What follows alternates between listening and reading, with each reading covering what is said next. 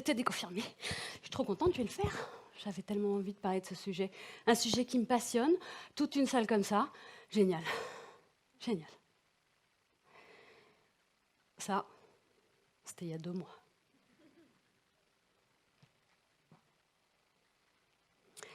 Ma beau-fille, tu crois vraiment que tu vas parler de la gestion des émotions à toute la salle pendant 10 minutes et que ça va les intéresser? La gestion des émotions, c'est hyper galvaudé, tout le monde en parle. Mais comment tu vas faire? Ok, tu as l'habitude de faire des présentations, etc., mais ça suffit pas. Ça, c'était cette semaine, il y a 2 jours. Et là maintenant, je suis devant vous, forcément un peu peur, un petit peu d'excitation, beaucoup, un petit peu de réconfort, vous voyez, je me tiens les mains, j'aimerais bien que si on me tienne. Ça vous arrive ça? Haut, bas? Pourtant c'est quelque chose que vous avez voulu. Vous vous êtes préparé, vous avez dit oui je veux le faire, vous avez levé le doigt, et puis pourtant il y a des up and down comme ça qui prennent de l'énergie. La gestion des émotions pour moi, ça a longtemps été compliqué. Ça m'a plutôt apporté des ennuis. Jusqu'au jour où j'ai accepté de faire différemment. Et puis, j'ai découvert comment les gérer. Et c'est cette découverte que je voudrais partager avec vous aujourd'hui. Vendredi soir, la semaine est finie, elle a été compliquée. Problème au boulot, les enfants malades, la voiture est tombée en panne, si ça se trouve même il y a eu un peu de neige. Voilà, dernière ligne droite, apéro, dîner. Bon, on a préparé un bon petit plat, on y a mis toute notre énergie, enfin ce qui nous en restait, et on est prêt à savourer. On est assis, on a mis à table. Et c'est pas mal chérie, mais il manque pas un petit quelque chose par rapport à la dernière fois? Oh mais attends, si tu veux, t'as qu'à faire, hein? T'as qu'à t'y coller à la cuisine. Enfin, moi j'ai passé toute la semaine, là je fais un bon petit plat et voilà, il manque quelque chose. Ah non mais ça va, enfin c'est super, hein, pourquoi tu dis ça? Ben non mais enfin, c'est toi qui es jamais content, enfin. Et voilà, ça vous parle? C'est la vraie vie en fait. Ça, c'est quand les émotions prennent le dessus. C'est quand en fait on ne les gère pas du tout et qu'on est le jouet de nos émotions. C'est les émotions qui nous volent notre territoire. Vous savez, quand on a les jambes qui bougent un peu, on a l'estomac noué, on a la gorge serrée, le souffle un peu court, et ben en fait, on est sous le coup de nos émotions. On ne gère rien du tout. Et si, pourtant, l'émotion était un messager et venait nous dire quelque chose, et qu'il fallait s'en servir pour se dire « Hop, hop, tiens-toi prête, il y a un truc qui va se passer, oula, oula, oula ». Tenez, par exemple, vous, là, là, là.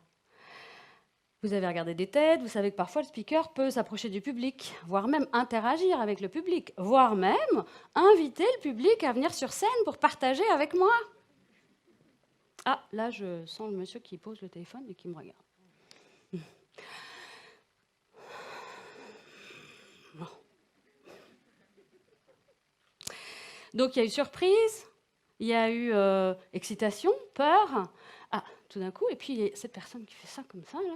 Ou l'autre qui est prête, et je sens dans les yeux le moi, qui est même presque prêt à répondre à la question que je n'ai pas encore posée. Eh bien voilà, l'émotion vient nous dire, tenez-vous prêt, mettez-vous en action, il va se passer quelque chose. Et vous êtes prêt à réagir dans les 2 cas. Donc on est OK.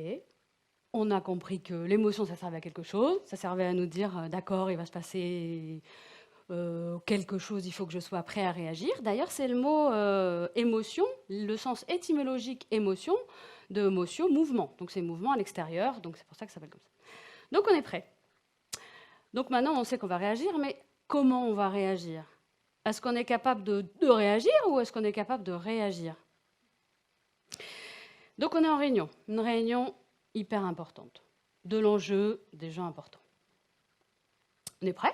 Et puis là, tout d'un coup, arrive la question à laquelle on n'a pas la réponse. Boum, surprise, déstabilisation. Peur, colère, pourquoi il me pose cette question? Et là, ça réagit. Non mais qu'est-ce que c'est que cette question? T'as pas lu le pré-read? C'est marqué page 3. Ça n'a rien à voir avec ce qu'on est en train de discuter aujourd'hui. Alors s'il te plaît, tu reviendras, tu prépares tes réunions, tu vas arrêter de nous faire perdre du temps. Hein. Là, c'est sorti. Hein. Donc là, on a fait un peu le bulldozer, on a tout mis. Est-ce qu'on était ajusté? Est-ce qu'on laisse une chance à la personne en face? Ou alors, il y a une deuxième manière qu'on peut voir, que vous avez peut-être vécu, il y a peut-être certains d'entre vous dans la salle qui réagissent comme ça, c'est on se concentre très fort sur le carreau entre la 21e et la 22e ligne de la feuille. On le regarde très fort. Et avec le stylo, on repasse autour et on attend que ça passe, comme ça. Là.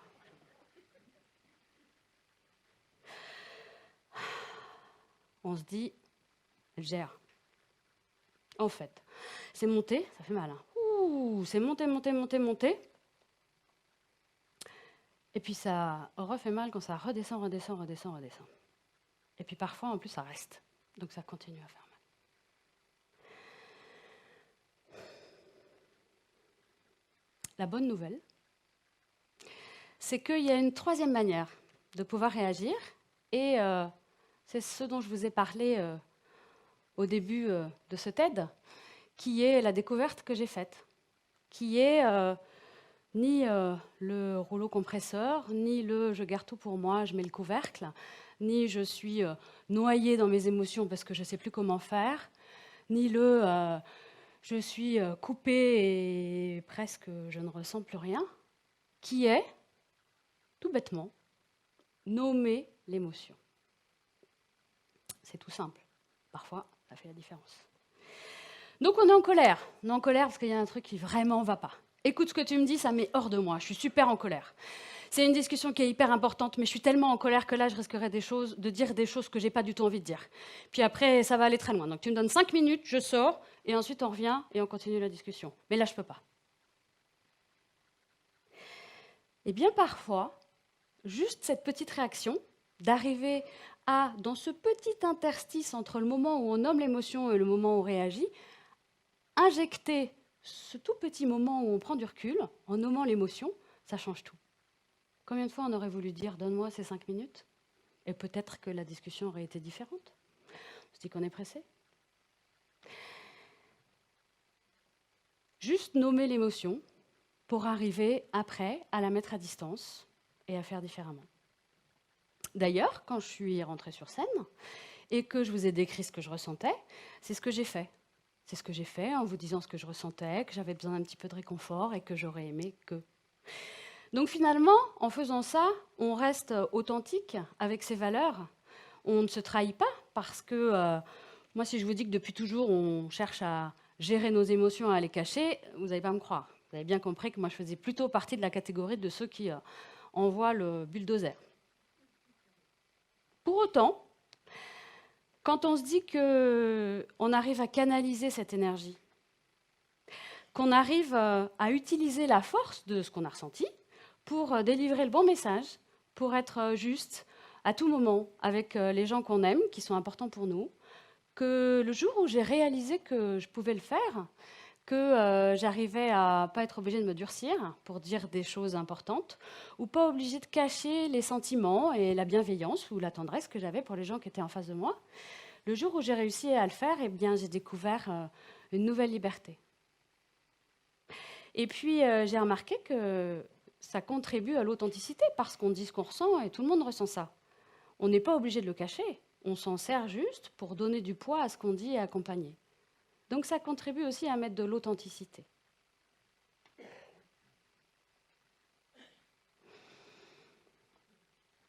Alors, arriver à les gérer et non plus à les cacher, arriver à utiliser cette formidable énergie que ça nous procure pour délivrer le bon message en tout moment.